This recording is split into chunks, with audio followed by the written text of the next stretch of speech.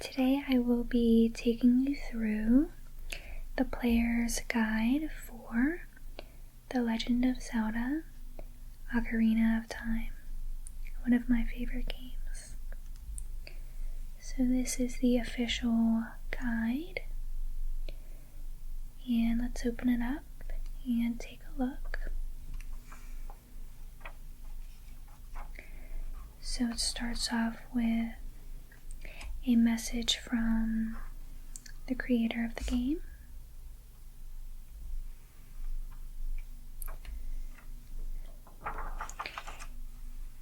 And I'm going to start with these parts right here to kind of give you an intro to Zelda if you're not familiar, and then slowly get closer to the information about the specific game.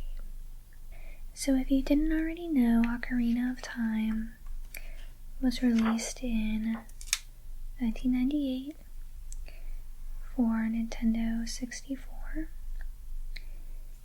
just going to zoom in a little bit more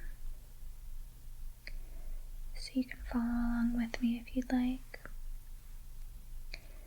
So it was released in 1998, and it was just a really good Zelda game, and it still is today, in my opinion, one of the best.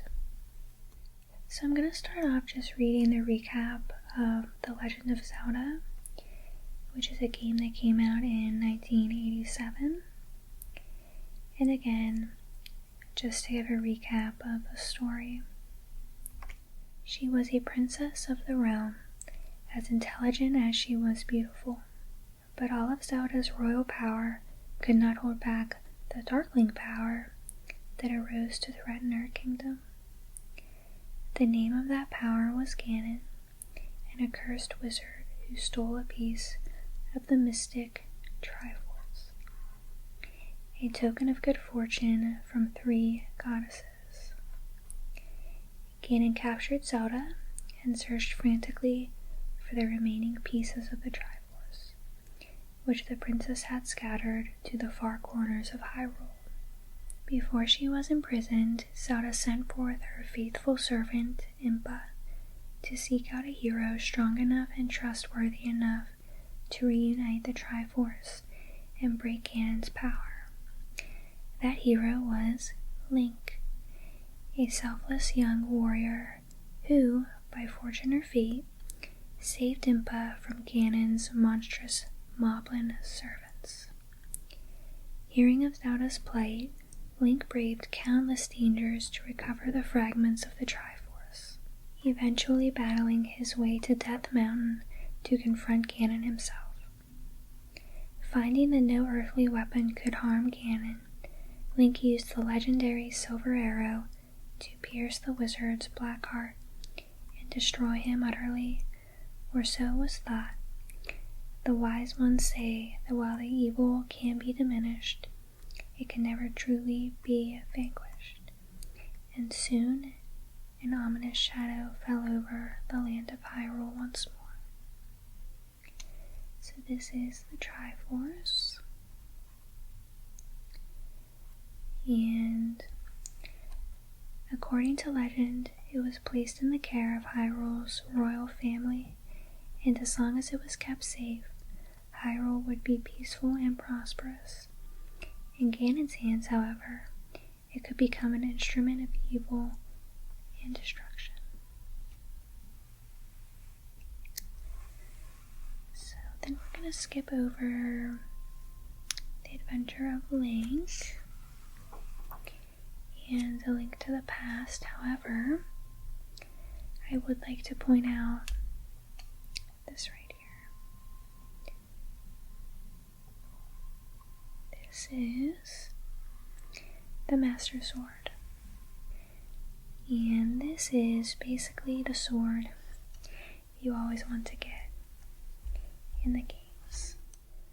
So an ocarina is a musical instrument.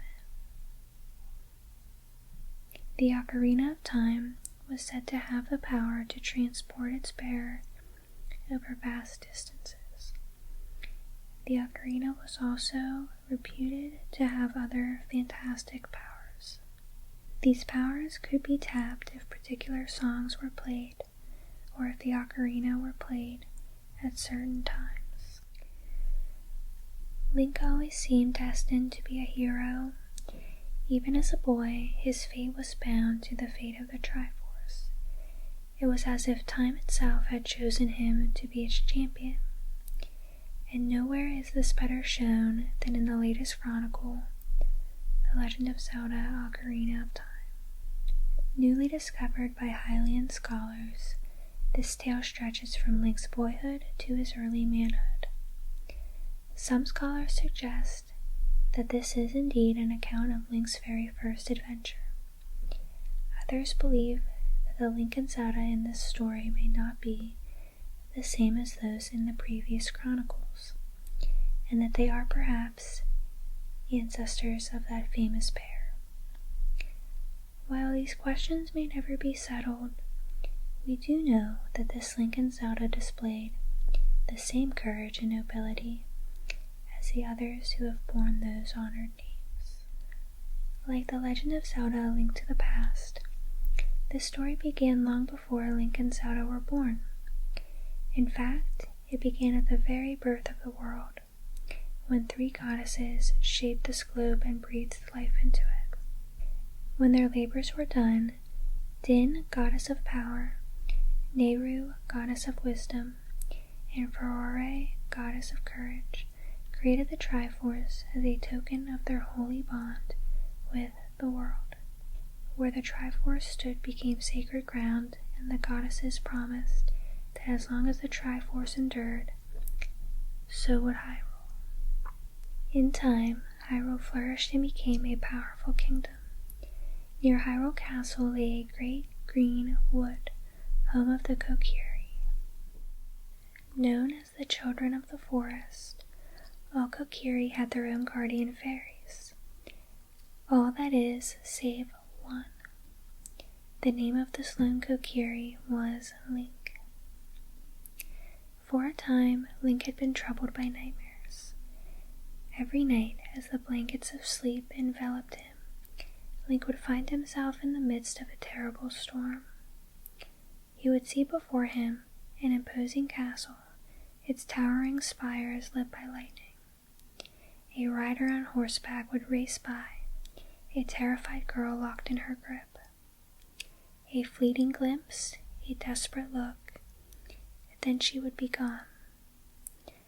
Another rider would appear, then cloaked in black. He would turn his smoldering gaze upon Link, then Link would awaken, and thus began one of the darkest chapters in Hyrulean history.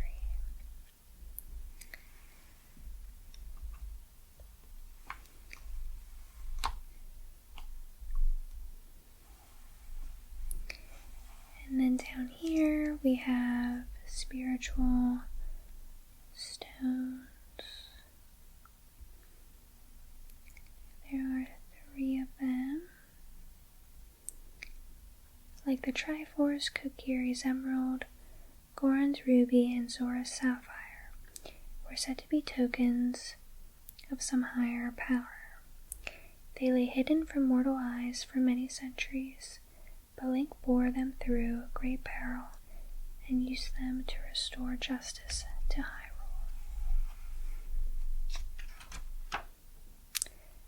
Alright, now some basic training.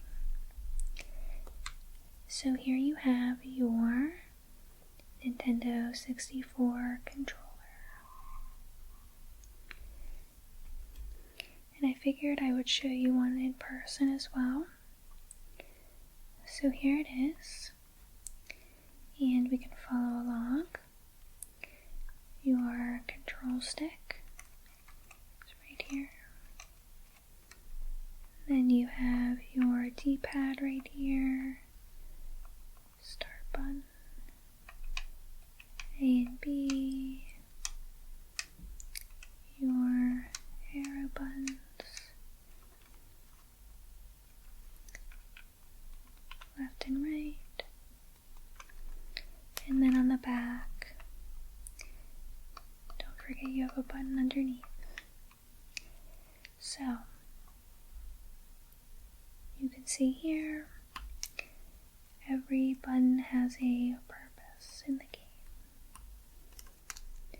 And Link has several moves in the game, so he can sidestep, jump, swim, open, which is very important. You'll be opening a lot of treasure chests. Speak to people. Check, which just means read signs and look at things. And then dive. And then, of course, he can also grab, throw, and drop. Climb and drop. And push and pull. So lots of different abilities.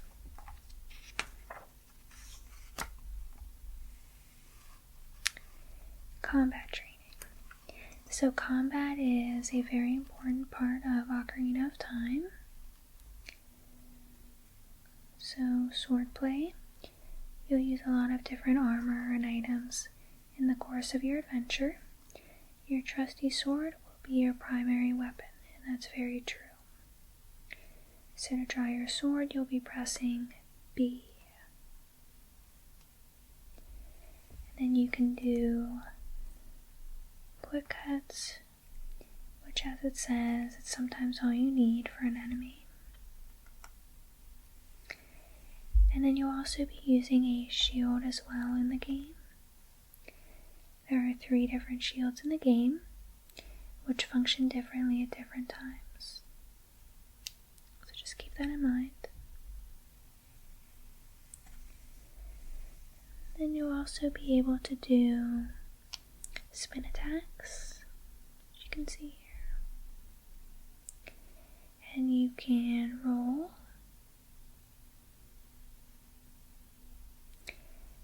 And that's very true. To succeed in the quest, you'll need some fancy footwork.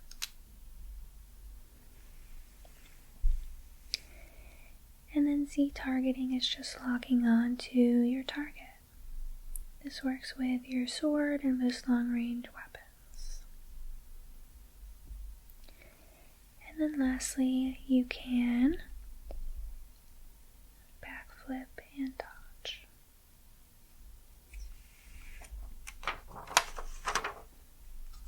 Okay. So now these 2 pages go over all of the different items you will be able to use in the game. So let's take a look. A Deku stick. Common item, used both as a weapon and a tool. A fairy slingshot. As a child, Link was famous for his skill with his fairy slingshot. A boomerang. Another helpful weapon. A Deku nut, which actually explodes, so another helpful weapon. An ocarina, which we already know what that is. And then the lens of truth, which allowed Link to peer through fake walls and see invisible items. And then all the way at the bottom, we have a bomb and a bomb chew. And the bomb chew is just a mechanical mouse that would carry a bomb to a target. Some more items. So we have magic bean, fairy bow, hookshot, which is helpful. You'll be using that a lot. ton hammer, a fire arrow, which has explosive power, creating a large fireball that would expand quickly and catch enemies off guard. An ice arrow, a light arrow, causes more damage than a fire arrow or ice arrow,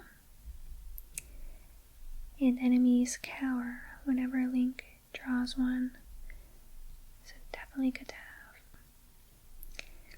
And then you have 3 goddess abilities: Din's fire, Ferore's wind, and Nehru's love.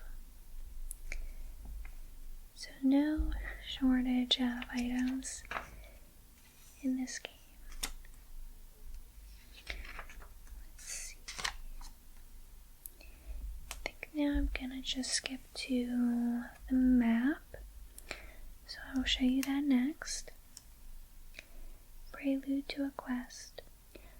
Hyrule and the Borderlands were created by the 3 goddesses, but over time, traffic between the lands trickled to a halt.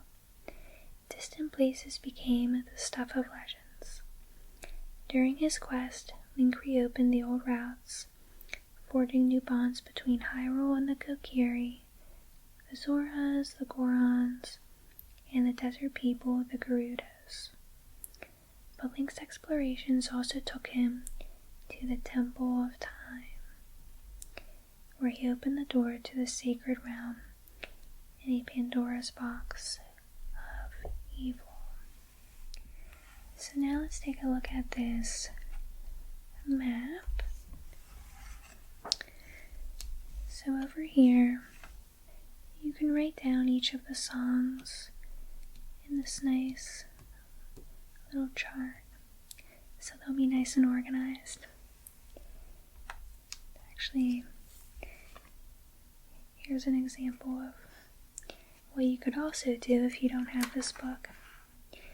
Just write it on paper, and this is kind of what they'll look like.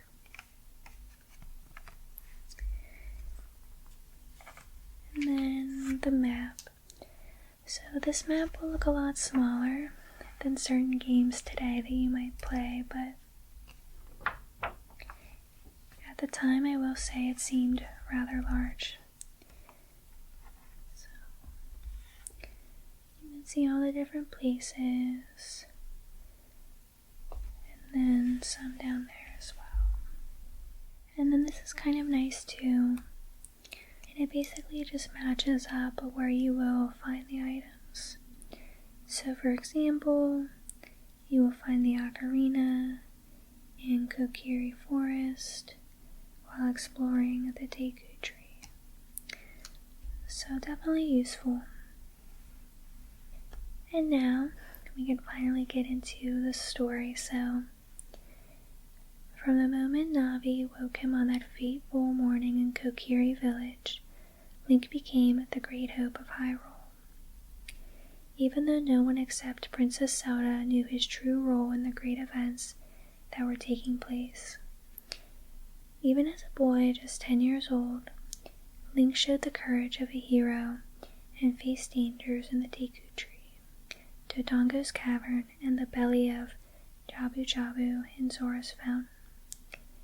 But even after collecting the 3 spiritual stones and returning them to the Temple of Time, Link was not yet ready for his final task. And I can't believe I forgot to mention this either, but I just remembered. So, the Triforce, which we talked about earlier, is wisdom, power, and courage. So just remember that.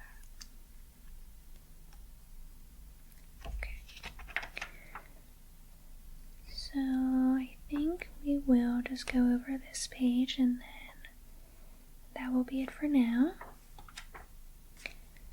So So let's take a look at what happens when you actually start playing. So I don't want to spoil anything for the beginning of the game, but basically you're going to wake up in a treehouse, and your goal in the beginning is to make it right here to the Deku tree. And one of the first things you'll want to do is find a sword and shield. So your sword will be right here, the Kokiri sword, and then the Deku shield.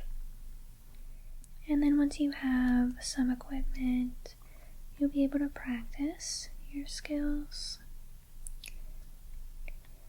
It's always good to learn the controls at the beginning of the game. And there's also a shop too where you can purchase some items if you'd like to. And then there is the map for the start of the game. While young Link weathered his ominous nightmare, the fairy Navi arrived to rouse him from his slumber and deliver news from the forest-wise patriarch, the majestic Deku tree. As his frightful dream faded in the morning sun, Link listened to Navi's message. Not only had the Deku tree summoned Link to appear before him, but Navi was to be his personal fairy. When he emerged from his forest dwelling, Link's friend, the gentle Saria, greeted the pair and encouraged Link to give audience to the Deku tree. So I think that's it for now. So if you're interested, I can definitely do another video and go through more. And yep, it just goes through everything. And I actually like all of the pictures in it as well. There's also some pages in the back that are helpful. Thank you so much for listening, and if you ever pick up the game, I hope you enjoy it, and I'll see you in the next video.